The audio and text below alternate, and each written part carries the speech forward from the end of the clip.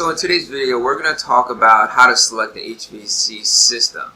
And before we do that, we're going to talk about the basic components of a HVAC system and the refrigerant cycle.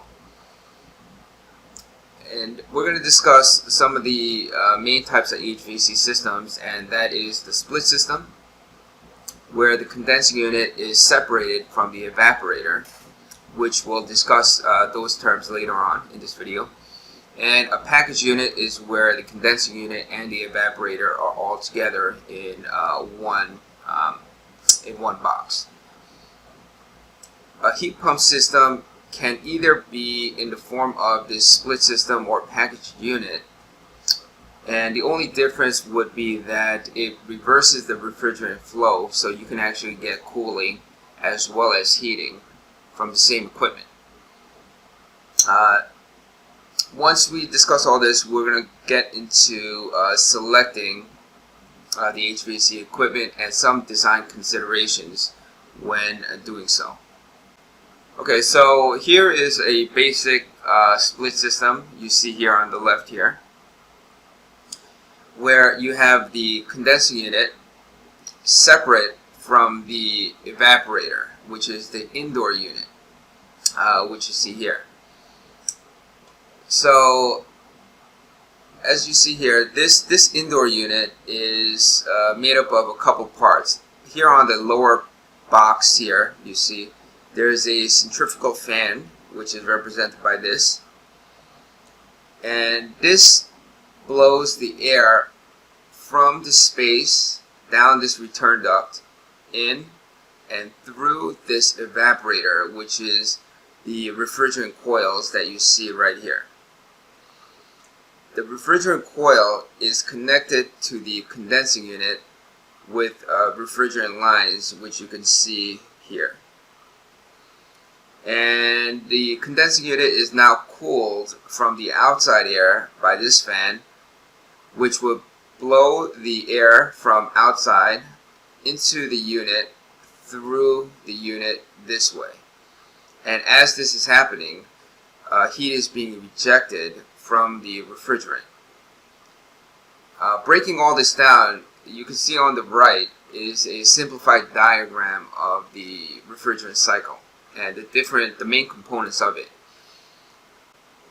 So the compressor, which is the pump that pumps the refrigerant through this whole system, is located in this condensing unit.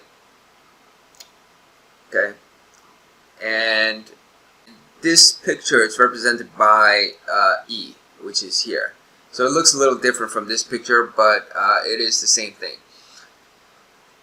Now this compressor will push the refrigerant through the condenser coil, which is kind of wrapped around this whole condensing unit.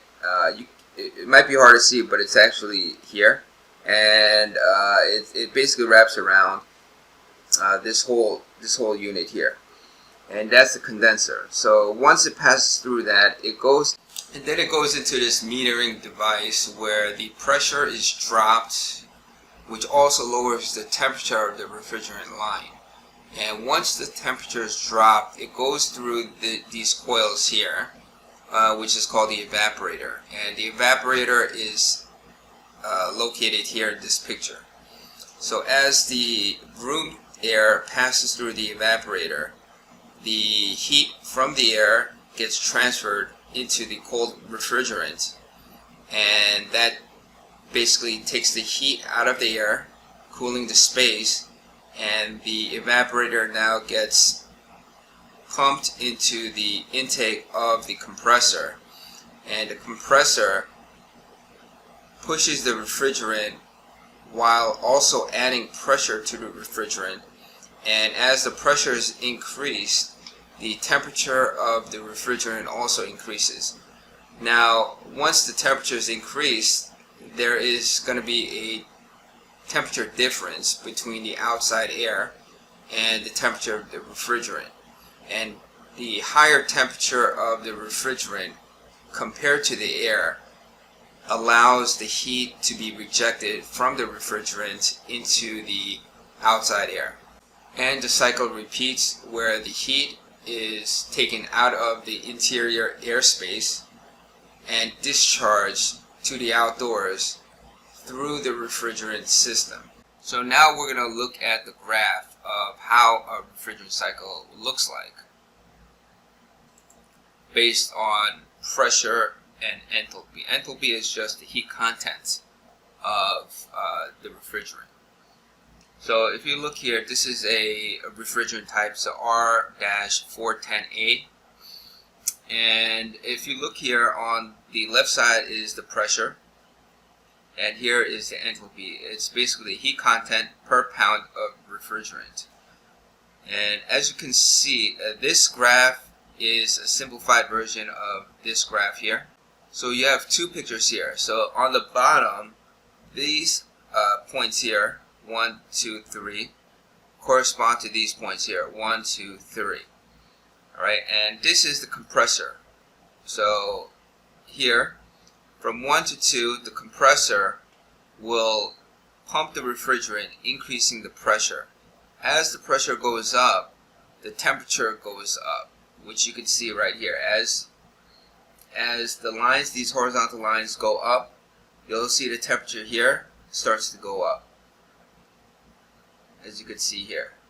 Okay, so it gets higher temperature as you go up and lower as you go down. So the compressor is adding pressure to the refrigerant and at the same time increasing the temperature. Then what happens is it goes through the condenser, which then cools the refrigerant from this point to this point. So as the enthalpy decreases, meaning the heat content, the refrigerant moves from step 2 to step 4 while rejecting the heat. And the way it's done is because the refrigerant temperature is higher than the outside air temperature. And an example would be the refrigerant at this point in the cycle can be around 150 to 220 degrees Fahrenheit at pressures around 95 psi to about 100 psi. Again, those numbers aren't, always the case. It could vary depending on the equipment and the refrigerant type. But this is an example of what temperatures and pressures you can expect. So even though the outside temperature might be 90 degrees or 100 degrees, you are still able to reject the heat from the refrigerant just because the temperatures are higher than that. Then as the heat content gets removed from the refrigerant, you are now at step 4 to step 5. This is the throttle, or if you look at this picture here, it's the metering device. Okay. So what that does is it adds a restriction to the flow so that on the opposite side you have lower pressure.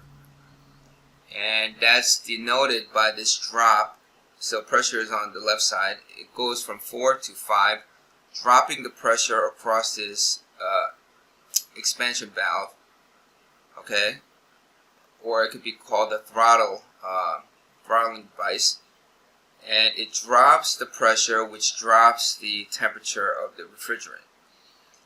And at this point, the refrigerant can be around 40 to 60 and about 22 to 57 psi. And again, these numbers could vary depending on refrigerant type and equipment. But these are typical values that you can see in the refrigerant cycle. So with this, as the air of the indoor passes through the evaporator, the indoor temperature is typically around 72 degrees to, let's say, 70 degrees, which is the typical set points. So as that temperature is crossing this evaporator and the refrigerant is about 40 to, let's say, 60 degrees Fahrenheit, the air will drop in temperature, and the typical value of the supply temperature is about 55 degrees Fahrenheit for a AC system. So again, that's achieved by this low refrigerant temperature of approximately 40 to 60 degrees Fahrenheit. And as the 72-degree indoor air passes through this coil, you will get a supply temperature of about 55 degrees Fahrenheit. And again, the numbers can vary slightly depending on the indoor air set points and the refrigerant temperature in the evaporator. Now I'm going to talk about a heat pump system. And a heat pump system is exactly like a typical refrigerant cycle. But the only difference is it has this device here which reverses the refrigerant flow. So what essentially happens is the condenser becomes the evaporator, and the evaporator becomes the condenser. So using the same equipment, you can add cooling to the house or the building, or heating to the building. So with the same equipment, you're providing heating and cooling by reversing the refrigerant flow. And the way it works internally is with this device here. So under normal conditions, you have your outdoor coil, which is the condenser, and your indoor coil, which is the evaporator, and you got your metering device, another word expansion valve, another word throttling device. So you have that which will drop the pressure, and what is happening is we have the typical refrigerant, right? So the flow is going into the compressor, pumps it through the discharge port. It goes into your outdoor coil by increasing the pressure and temperature, rejecting the heat. Then what happens is it goes through this expansion device. I don't know why this arrow is pointing in the wrong direction, but it should be going this way. And then it drops the pressure and temperature through this valve here. And then the lower refrigerant temperature will cool the indoor air temperature, providing cooling to the indoor space. And then it will flow back in, and then the cycle will repeat. Now, if the indoor space needs heating now, what it does is this device moves this piece to the side, and now the refrigerant is reversed. So now the flow is the opposite direction. So now you have the compressor pumping it through, and the higher temperature and pressure is now going to the indoor unit. So your evaporator now became the condenser, and it is providing heating to the indoor space. And then it goes to the metering device, dropping the pressure and temperature to the outdoor unit, which is now the evaporator. And by dropping the temperature of the refrigerant, you are able to still have heat from the cold outside air temperature. Let's say, for example, the outside is 30 degrees Fahrenheit. And if the refrigerant is 20 degrees Fahrenheit, you are still able to extract the heat out of the cold air outside into the refrigerant. And that heat being added to the refrigerant is what will eventually get pushed into this compressor, increasing the temperature even more, and then providing that additional heat to the indoor temperature. So the heat has to come from somewhere, and in this case it's being extracted from the cold outside air through the low refrigerant temperature, and then basically expelling that heat into the interior space. So in the first case here, the heat is being put into the refrigerant from the indoor space, and then it's getting rejected to the outdoor space. In this case, the heat is going from the outside air and then going into the indoor space. And this is the general idea of a heat pump system. Now we have something called a RTU, which stands for Rooftop Unit. And a rooftop unit, in this case, is a packaged unit, which means the compressor and the evaporator are all contained within this one enclosure. And if you look inside here, right, this is the internals of this. And you could see the condenser is here, you could see the compressor here, and then the evaporator will be this side right here. So you have this hood, which is just a outside air intake to provide fresh air to the indoor space, and it has a hood to prevent rain from getting into the unit. And you have a couple of motorized dampers here, which will modulate to provide more or less outside air, depending on what amount of outside air is required for the space. And then it goes through these filters. So this is the return, so the air goes this way, and then it goes through the filters. Some amount of outside air will be put into the system while expelling some of that outside, some of the indoor space air out. And this fan, which is a centrifugal fan, will be pushing the air through the coils of the evaporator out back into the space, and the heat is being discharged through this portion, which is the condensing unit. And the coils are wrapped around, and as you can see, the fan is here, and it basically blows the outside air in through here, through the coils, rejecting the heat from the refrigerant, and then out into the space. Okay, now there's another type of system which is called a VRF system, and VRF stands for Variable Refrigerant Flow. And VRV is another term that is similar to VRF, but VRV is the Daikin registered name for the same type of technology. So they kind of patented that name, VRV, but that VRV just represents VRF systems. So they kind of mean the same thing. Alright, and there are many manufacturers that make this type of system. Some of the most commonly ones are LG, Mitsubishi, Fujitsu, and there's other types that are, not as common, I believe.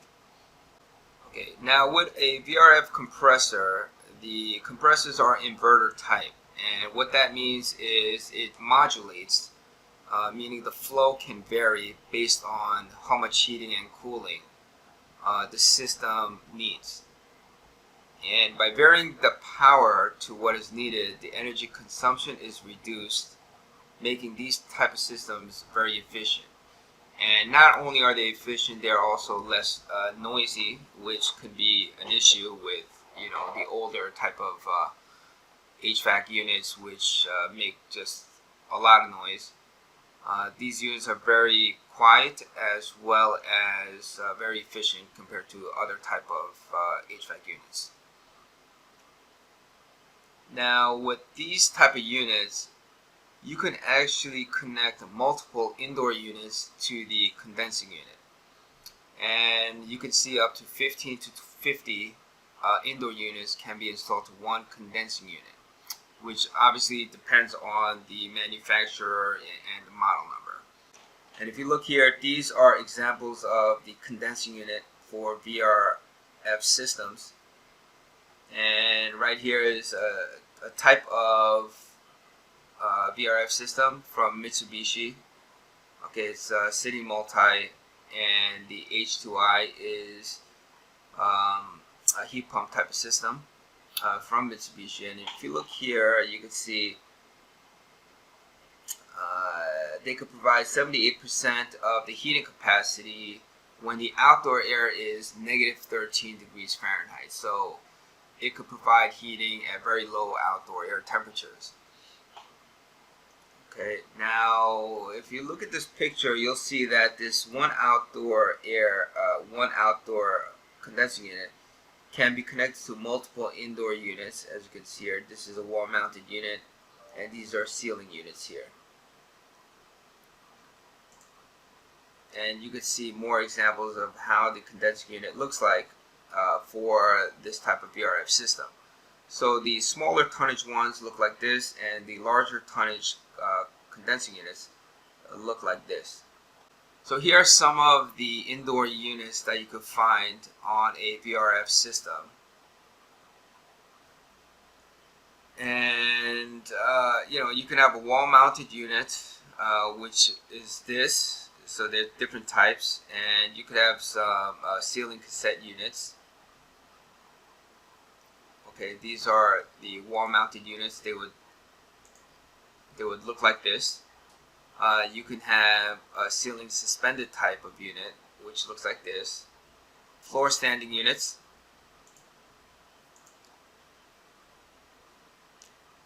As well as some of these cassette types, which is shown here.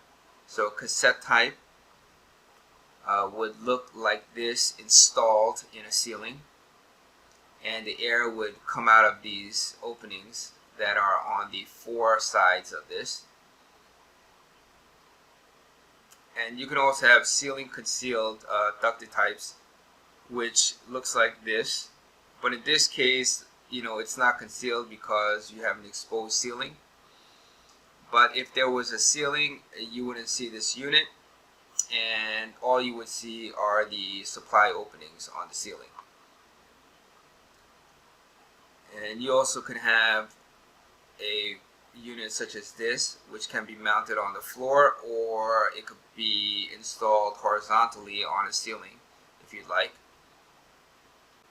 Now these are where the supply air comes out of, and it's actually called ceiling diffusers. The supply air can also come out of something such as this, which are considered linear slot diffusers,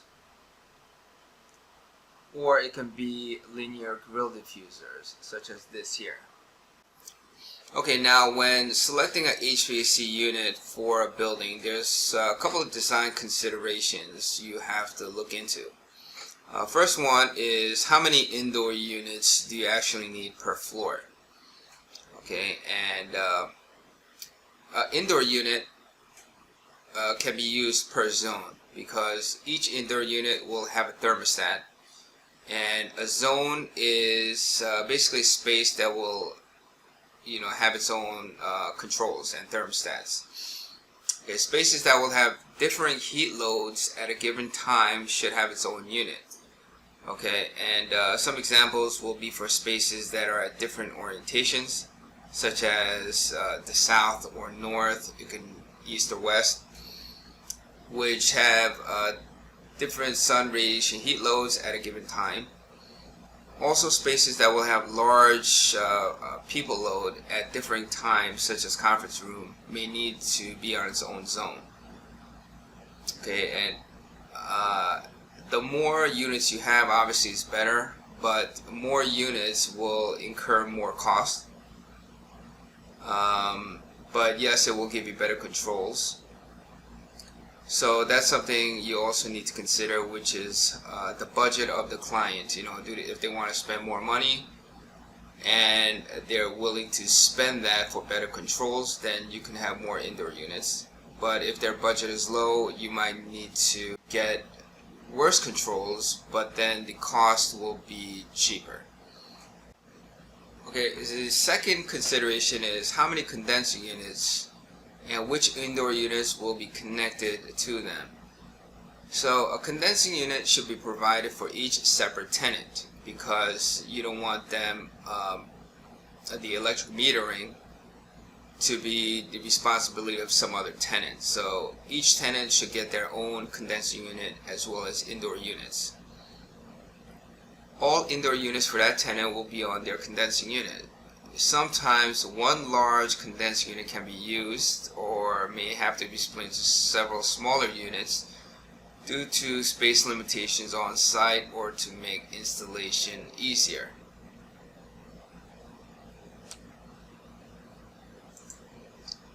sometimes one large condensing unit can be used or may have to be split into several smaller units due to space limitations on site or to make installation easier. Condensing units can have a total of 50 to 130% nominal capacity of indoor units connected to the condensing unit's capacity.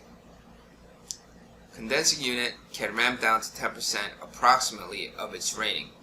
So what this basically means is, first, you might need to split it up into several different condensing units because one large condensing unit might be very difficult to carry up the stairs to the roof of a building.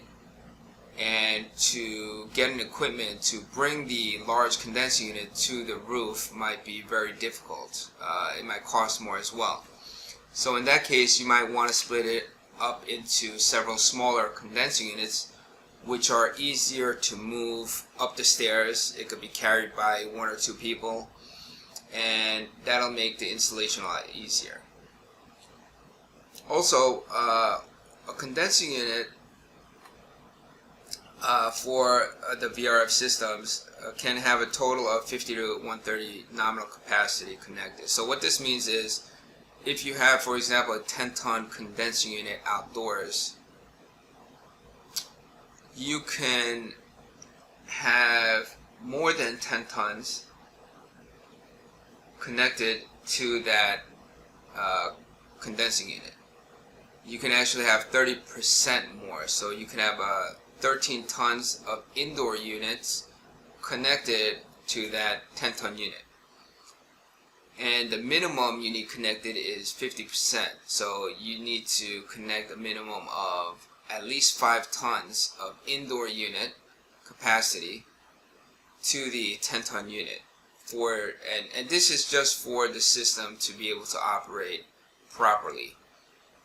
And this is a requirement from the manufacturer that you need to have a minimum of 50% and a maximum of 130% capacity connected to that condensing unit.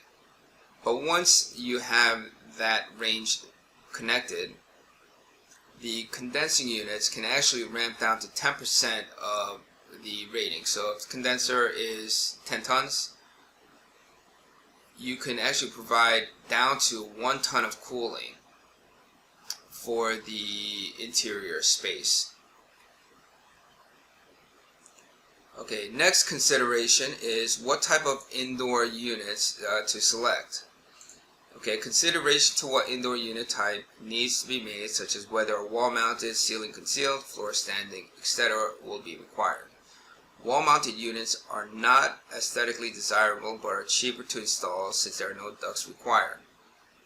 Ceiling-concealed units are more expensive to install due to ductwork, but units are hidden and only diffusers and returns are visible, which make them more aesthetically desirable. So again, this is dependent on the client's budget. If they want a cheaper installation, they're going to have to go with a wall-mounted unit. And you know, the price they pay is, it doesn't look as nice as if you were installing ceiling-concealed units. Now, if they want to spend more money for it to look nicer, then they would have to go with these ceiling-concealed units or some other unit other than a wall-mounted unit. So you have to have some type of consideration to what type of unit based on the client's budget. Now, another consideration is refrigerant length. There is a maximum refrigerant vertical distance as well as total refrigerant distance for units. For a VRV unit, depending on the model, you can have about 150 feet vertical distance can be allowed, as well as max refrigerant distance of about 700 feet from condensing unit to furthest indoor unit. So you have a maximum vertical as well as a max refrigerant distance of 700, which means you can go horizontally. So the horizontal distance plus the vertical distance will be less than 700. And again, that refrigerant length will vary depending on the model type. So that's another thing you have to kind of consider. For a typical residential building, you might have 4 or 5 floors, and usually there are no issues with those type of buildings because it's never going to exceed 150 feet with about 5 floors. 10 or 12 feet per floor, you might have 60 to 70 feet, let's say, of height, and that won't exceed this 150 vertical feet limitation. And the length of a residential house might be 50 feet or so, so you're not going to exceed this as well. Another consideration would be the clearance requirements. Indoor and outdoor units will need clearance requirements for maintenance, repair, and proper operation. So you have to look at the model's specifications to see what that particular model clearance requirements are, and make sure that you maintain those clearance requirements. Otherwise, the unit might not be able to be repaired. You might not be able to have proper operation of the unit as well. So now we're going to run through one example of how to make the proper selection for an HVAC system for a residential building. And the conditions will be here for this example. Okay, so we have a residential building. It has 3 tenants, 3 units. Okay, the floors are right here. We have 3 floors plus a cellar and a basement. The cellar is just a common area. Okay, and we have 3 units. So the first unit occupies the basement and the first floor. And then you have 1 unit on the second, 1 unit on the third. Okay, and I'm going to show you the plans for that. So the cellar, which is here, is the common area. So somebody from outside can go down the stairs into the cellar, or somebody from the upper floors can basically go down and access the cellar. As they go outside, then they would have to go outside and then come back in to access the cellar. They can also get to the cellar through this hatch in the rear yard, down to the cellar.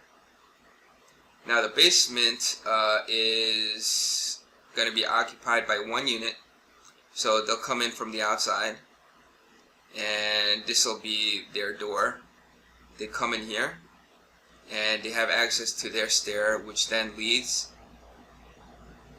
to the first floor. So they occupy the basement and the first floor. Now the second floor, they will go up these stairs. They will go up the stairs, okay, and they will come out here for the second floor, and then somebody could continue on and come up to the third floor, and this will be the third unit. So, and right above the third is the roof, and on the roof you have a skylight. You have a hatch to provide access to the roof, and this dashed line here represents steel dunnage, which just basically is a support for the AC units, which are represented by these boxes here. So each condensing unit would correspond to each unit.